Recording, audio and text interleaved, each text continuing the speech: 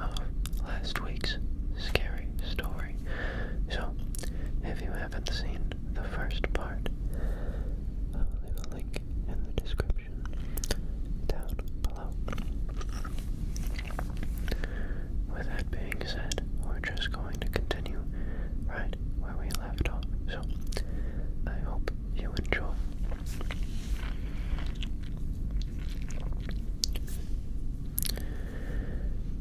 Our final project together had been an inspection of an abandoned mine called Black Hollow. That wasn't its official name, but every local called it Black Hollow. The mine was located on private land. A logging company had discovered several sinkholes near an access road and wanted to know whether the old workings were collapsing. Very little documentation existed. This is pretty normal. The mine appeared briefly on a state map from the 1920s and vanished from later records. We entered through a partially collapsed drift near the bottom of a ravine. A drift is where the entry is horizontal and usually accesses the minerals directly instead of having to walk the whole mine. The passage continued straight for nearly 2,500 feet. That part was unusual. Exploration mines normally led toward promising mineral deposits. Black Hollow had been driven directly beneath the ridge without any obvious effort to follow ore. The tunnel walls were covered in small, square recesses. Each was about 5 inches deep. Some contained rusted nails and bolt anchors. Others contained scraps of cloth, animal teeth, or small bundles of hair tied with string. I photographed everything. Dale didn't. He walked with his eyes fixed on the floor. What were these for? I asked. Not sure. You've been here before. He stopped. How did you know that? You recognized the entrance. Dale looked back the way we had come. I was here once. When? 1978. With your brother. He nodded. What happened? We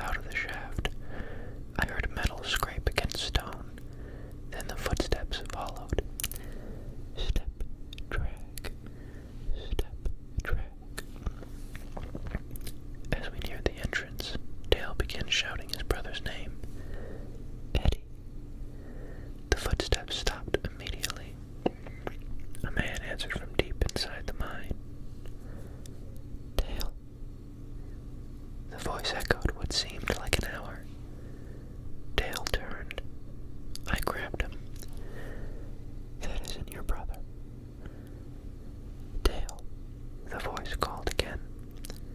I found the way out. Dale wrestled with me. It took everything I had to keep him moving. We reached daylight. For several minutes, neither of us spoke. Then Dale looked at me and said, "Don't ever go back in there." I promised I wouldn't. In September of 2019, I broke that promise. The logging company had begun clearing land above Black Hollow. A section of access road collapsed, leaving a hole almost 30 feet across. Our company was asked to determine whether the rest of the road was safe. I refused the assignment. My manager reminded me that I was the senior inspector and the only current employee who had entered the mine previously. I told him to find someone else. He said the company would lose the contract. I still refused. The next morning, Allison called me. I hadn't worked with her since the mine where we saw the fifth light. She had been hired as the project engineer for the job. "I heard you're afraid of this one," she said.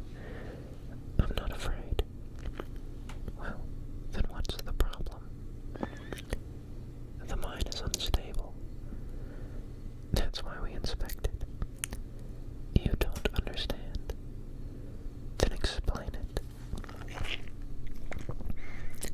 I tried. I told her about the shaft, the old helmet, the voice that sounded like Dale's brother.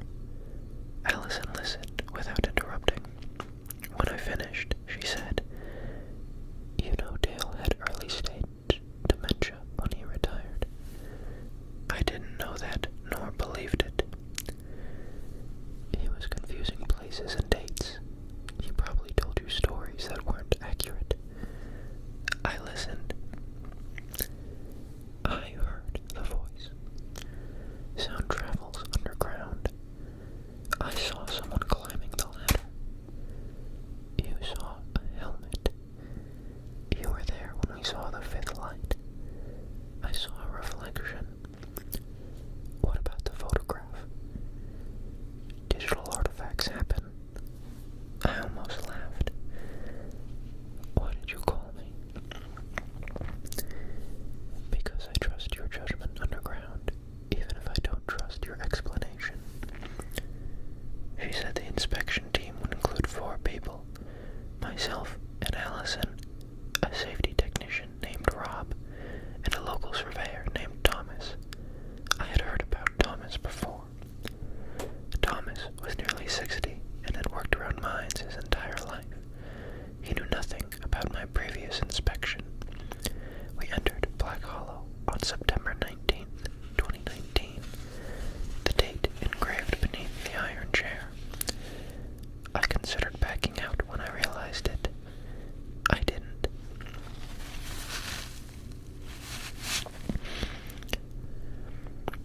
That decision has bothered me more than any other in my entire life. The mine looked exactly as I remembered.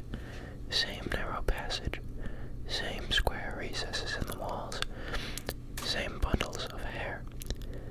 Thomas stopped repeatedly to examine them. "Memorial holes," he said.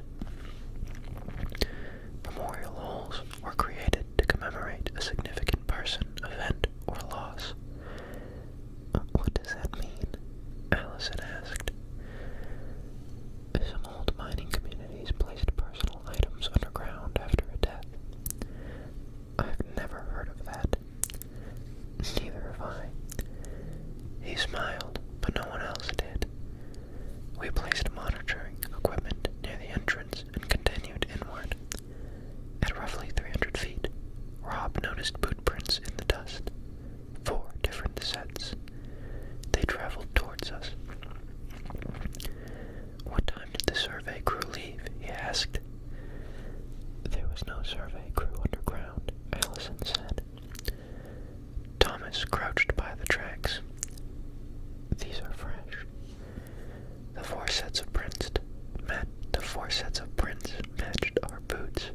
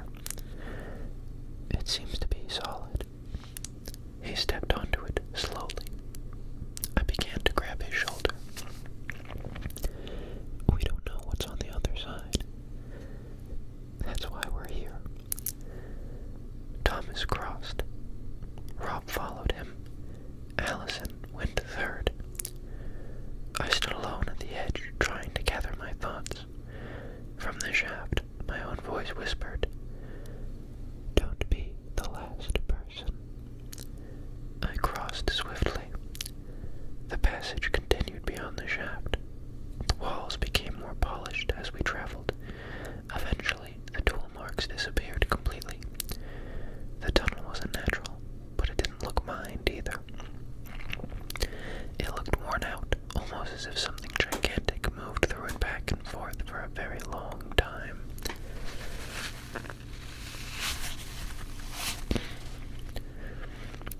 The boot prints remained ahead of us, guiding us. After another 100 feet, we found a yellow survey mark painted on the wall. It was still wet. Thomas touched it. "That's my paint," he exclaimed. He double-checked the spray can that was on his belt. The cap was still sealed. Farther ahead, we found another marker, then another. Each had been placed exactly where Thomas normally marked survey stations. The final mark read, "End of inspection." Below it included 4 vertical lines. Someone had crossed out the 4th. Rob turned towards me. "You've been here before?" "No." "Then who made these?" I didn't answer. Allison raised her radio. The signal was filled with static. Then her own voice came through. "Station 7 is stable. Moving to Station 8. Allison looked down at the radio. She hadn't transmitted anything. A second voice followed. "Rob, I can hear something ahead." Then came the warning. "Kai, don't let it count us." Thomas whispered, "What the hell?" The radio crackled again. My voice came through last. "Leave, Allison." She stared at me. "What does that mean?" "I don't know." From farther down the tunnel, someone began screaming. It sounded like Allison. She was standing beside me. The scream came again. "Help me." Allison lifted her light. "That's not possible." The voice called my name. "Kai." I grabbed Allison's arm before she could move. The light appeared ahead of us. A yellow carbide flame floated in the darkness. Behind it stood 4 people. An inspection team. They were about 150 feet away, partly hidden by the curve of the tunnel. One wore a white hard hat like Allison. One carried a survey pole like Thomas. One had Rob's orange reflective vest. The 4th wore my jacket. They were facing away from us. Rob whispered, "That's us." The other team began walking. Their lights moved farther into the tunnel. Thomas raised his camera and snapped a picture. The flash illuminated the passage like a bolt of lightning. For that 1/10 of a second, the figures weren't facing away anymore. They were facing towards us. Their heads were lowered like the previous photos I saw. I couldn't see their faces, but I knew. The figure wearing my jacket had one hand resting on Allison's shoulder, the same way the counter had touched mine. I remembered Dale's warning began speaking in my head. "Somebody doesn't come back." "We're leaving," I said. No one argued. We turned around. However, the stone bridge over the shaft was gone. The passage ended at the open pit. Allison looked at her map. "There's gotta be another route." "There isn't." Rob shined his light across the shaft. The opposite side was 20 feet away. Too far to jump. "We crossed here," Thomas said. "I know." The radio crackled. Dale's voice came through. "Kai." I froze. Dale had retired more than a year earlier. "Kai, I found the ladder." A light appeared below us, then another.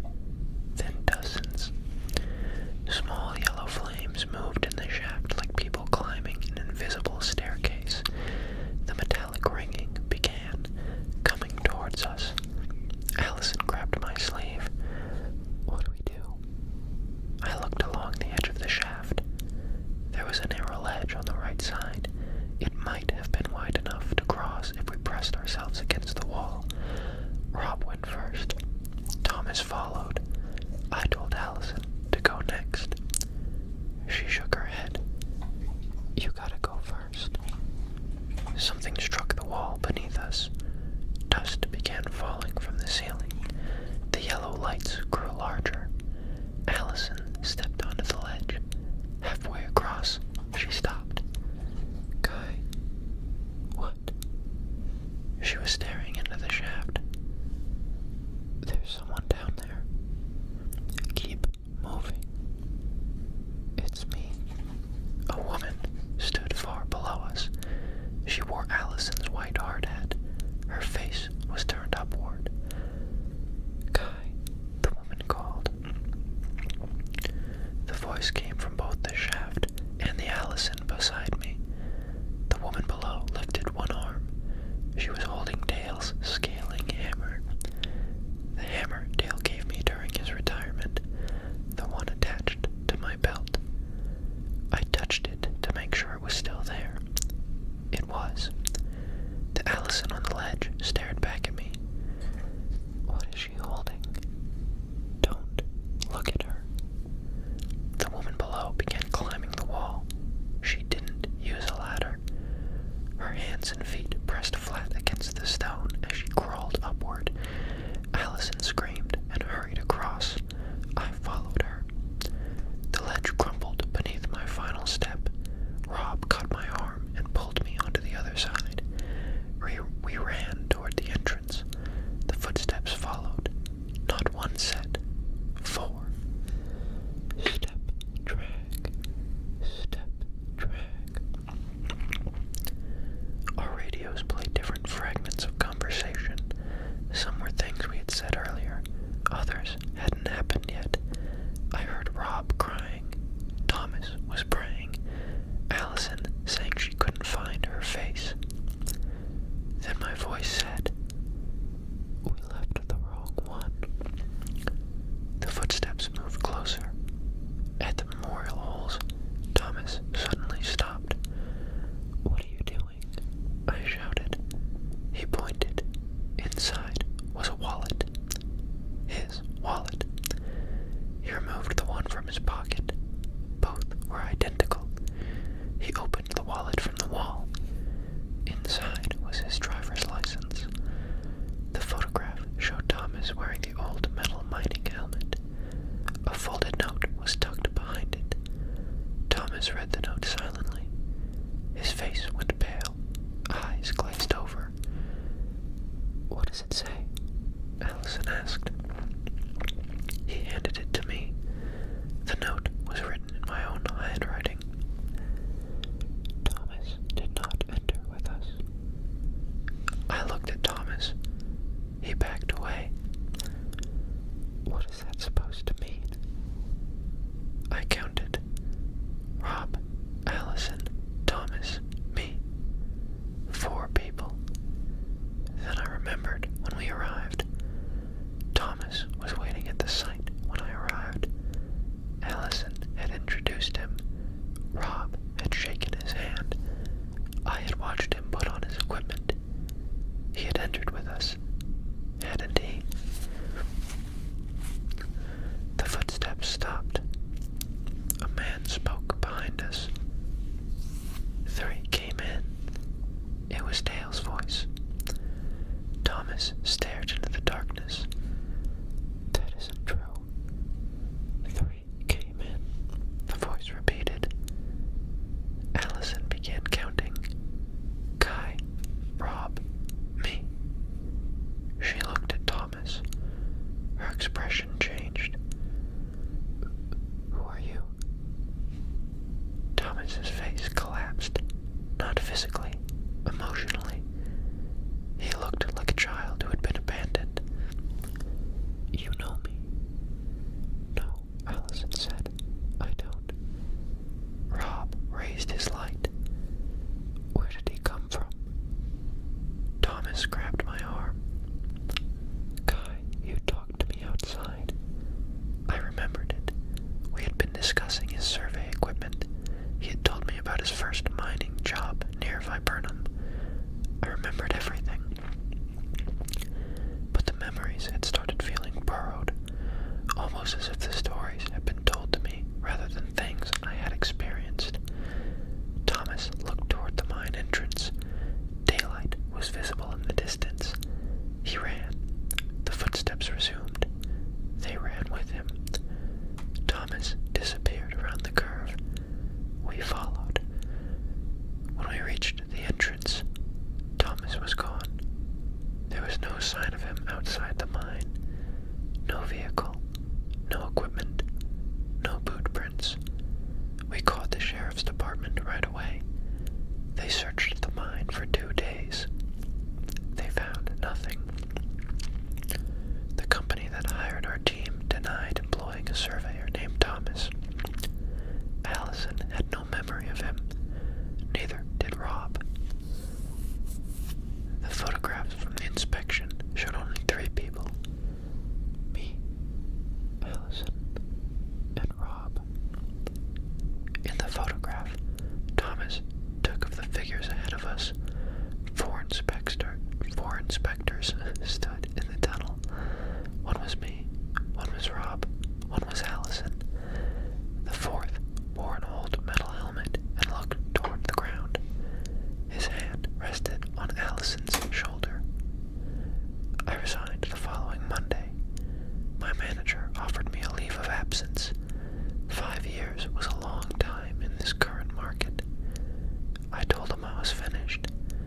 He asked whether my decision had anything to do with the Black Hollow inspection. I asked how many people had been on our team. He said 3.